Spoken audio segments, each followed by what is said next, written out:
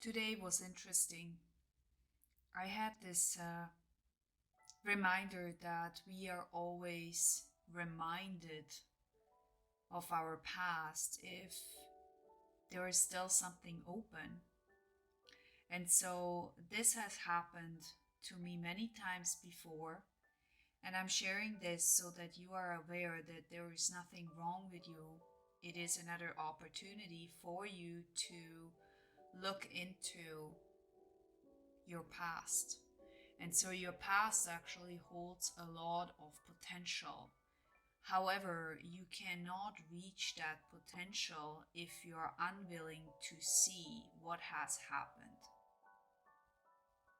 Let's have a look into this. My name is Patricia. I'm a life coach and I help people or you to find their blind spots and to understand that there are so many things that they can unlock to reconnect to themselves and actually find what they are really wanting to do in this lifetime. And so I believe the more we understand who we are and where we want to go, the more bliss we can find.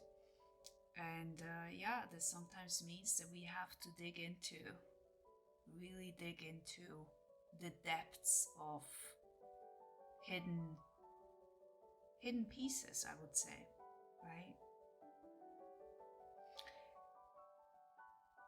So this actually means that when we are understanding that those kind of past flashes, right, are returning, and this could be a past relationship, it could be memories of a loved one, it could be something that you got reminded of that triggered you somehow. It could be a lot of different things. Most of them are linked to some kind of pain or some kind of past that is or was really heavy for you. And maybe those kind of things are really hard for you to accept too. And I mean by accepting that we cannot change it. Things have been the way they are, and you cannot go back there and change it. Now, the story though that we create around it is our own making, you see. And so when something has happened, and we may even think that we are allowed to kind of feel sad or feel like this, feel like that. The thing is, yes, you can feel anything. You see, you're allowed to feel whatever you want, whatever you wish. The question is it in your highest favor? And many of you know a little bit about my story, and so I always like to give you some example because I feel like it really helps to understand, and it's not just like some kind of talk and you're like, yeah, you don't understand. I'm really suffering, like I cannot really let go, right? You actually don't have to let go. You have to embrace what has been holding you back. And so when you are embracing your deepest inner wounds, and it's not that you're sitting down in the chair and then you're like, oh, let's think about what has caused me pain, and then I do and start this exercise. Those things usually come in a way that are rather unexpected. And this means that they come in situations where you may not have time right away to work on them, or you may need to write those things down because you got kind of like an aha moment, which explained to you why you have been reactive to a certain situation, and that actually started to make you think of the past. So generally speaking, there are things around that make you or that trigger you in the here and now to tell you that there is something still holding on to you from the past. But you see, there is no one else holding on to you. You are holding on to it. There is no such thing as you cannot go. There is no such thing as someone is holding me back or treating me bad and I cannot go or anything like that. It is you are holding on to it. And if you are holding on to a pain or a suffering, you may also question yourself, what is it? What is the benefit of holding on to that suffering? And I'm asking this from a non-judgment place, right? This isn't about, hey, look at you. Are you crazy to hold on to this?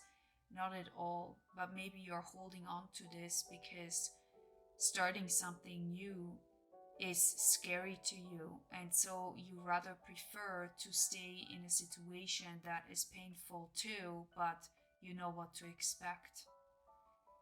Maybe you have some kind of belief system that starting something new is really hard for you, and that's maybe not possible, or you think you need this first and that first and this knowledge first or something like this, and so you're preventing yourself to start, and that's why you're standing in this suffering, right? That's why you're standing in this place. So you gotta question yourself, what is that? And use those kind of backflashes, let's say, use them for your benefit. Use them for your good, because they hold a lot of tools for you, and those tools, they can be collected, and as soon as you collect them, you can embrace your pain, and it's done. You are done. Sometimes we have to repeat those kind of healings, right? Now we are really talking a bit about the energetic realm, but also a bit about how you treat yourself and how you present yourself in this world. You see, sometimes we think that we got it all together, but we actually really haven't, because we are still showing up the same way.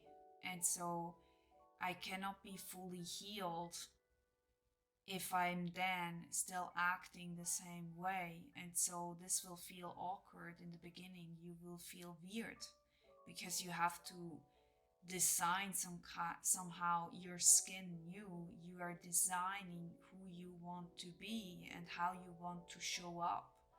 And so when we start doing that, it isn't as easy as it may look from the outside. It's like you're standing or stepping from the shadow into the light, and you're kind of presenting who you truly are. And that may also cause other people to react, because maybe they stand in the shadow too, and they don't allow themselves to feel certain things. And then you come all along and you are sharing what has been painful for you, and so you're triggering them to kind of look into their own pieces, right? We gotta really understand that this is a journey. It's a marathon. It's not a one show and then you're good and then you're done. This is about collecting all the tools that you already have from the past, collecting what you already got. And so when you start to collect those, you don't have to repeat everything over and over again. You can start fresh.